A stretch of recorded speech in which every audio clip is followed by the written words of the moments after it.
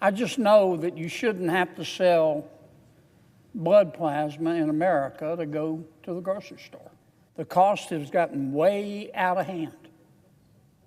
When you're having to pay $500,000, if you can get a loan, to buy and live in a refrigerator box behind Outback, something's wrong in our country. I know people think I don't like paying taxes. They're thinking, I'd rather have to listen to OJ jokes for the rest of eternity than to have to pay taxes. Nobody likes to pay taxes. I get it. I think most of us get it. A lot of moms and dads throughout America tonight are going to lie down and try to sleep and not be able to. And when moms and dads throughout America lie down to sleep and can't, more times than not in America today, they're worried about the cost of living. I get that. These high prices started under President Biden, but that's not why I'm here today. I don't want to blame this on anyone. It is what it is. I just know that you shouldn't have to sell blood plasma in America to go to the grocery store. I just know that you ought to be able to afford a home in America. It's part of the American dream. The cost has gotten way out of hand. When you're having to pay $500,000, if you can get a loan, to buy and live in a refrigerator box behind Outback, something's wrong in our country. And don't get me started on the cost of health care and health insurance and all the other daily expenses that moms and dads have. They're worried, and I understand they're worried. That's why I want to talk for a few minutes before I talk about Minneapolis, because I do want to address that. But that's why I want to talk for a few minutes about taxes. And I know some may be thinking, why does Kennedy just talked about the cost of living in America. Why does he want to talk about taxes? I know people think I don't like paying taxes. They're thinking, I'd rather have to listen to OJ jokes for the rest of eternity than to have to pay taxes. Nobody likes to pay taxes. It's the price we pay to live in a civilized society. But this year we have some good news with respect to taxes. And it's a result of changes to our tax code, Mr. President, and you know this well, that we made in the One Big Beautiful Bill. We're told not to call it the One Big Beautiful Bill anymore. There's a new name for it, but frankly, I think the American people are smart enough to know what we're talking about, no matter what name we give to it. As a result of the changes that we made, and when I say we, I don't take any joy in having to point out that this was done with only Republican votes. We tried to entice our Democratic friends to join with us. They chose not to. That's their choice. It's a free country. But the tax changes that we made were made solely with Republican votes, and I'm proud of them. And I hope both Republicans and Democrats take advantage of them. As a result of these tax changes, the American people are going to receive up to $100 billion in tax refunds. $100 billion, not million, $100 billion. What am I talking about?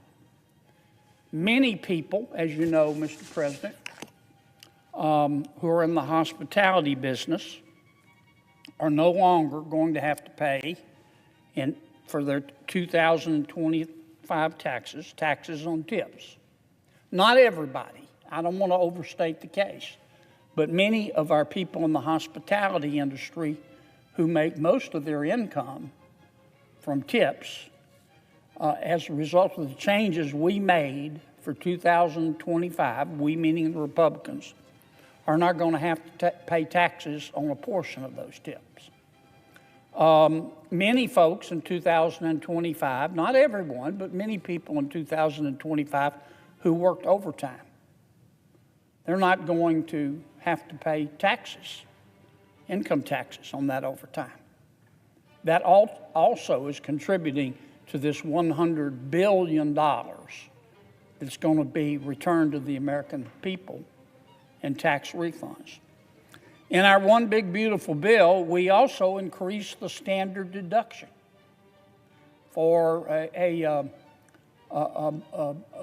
two-parent or two income household. We increased the standard deduction by $1,500. It's going to mean a lot of money back in people's pockets. The standard deduction for joint filers is now $31,500. As we were making these tax changes, and we again, regrettably, we did it with only Republican votes. We had to. But as we made these tax changes, we also put in a tax reduction for our seniors.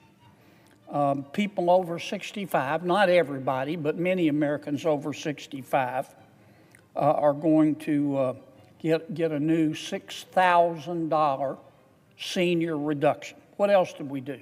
Well, if you pay state and local taxes, real estate taxes, for example, property taxes, we changed the deduction from $10,000 to $40,000.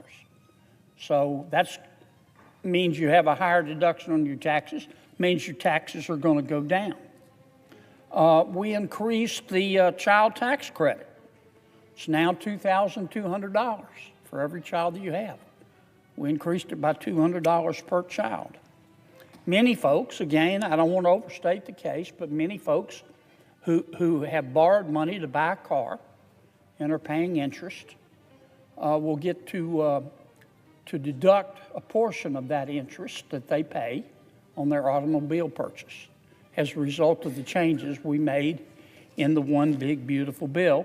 And I could go on about other changes we made for small businesses. One in particular, if you're a sub-S corporation, a subchapter S corporation, or you're a limited partnership, or what we call an LLC in Louisiana, that stands for Louisiana Limited Liability Corporation, which means that you're taxed directly on the income that your small business earns. We made permanent the 20% reductions for distributions of business income for LLCs and LLPs and sub-S corporations. So if you add all of these tax changes up, and again, I didn't talk about all of the tax changes in the one big beautiful bill, but if you added the ones up that I talked about, that means an extra $100 billion in people's pockets throughout America. Democrats, Republicans, independents. And most people have more money held out of their check than they owe the IRS. And that's not unusual, particularly when we make tax changes. I mention that because this means that $100 billion, people are going to get checks from the federal government.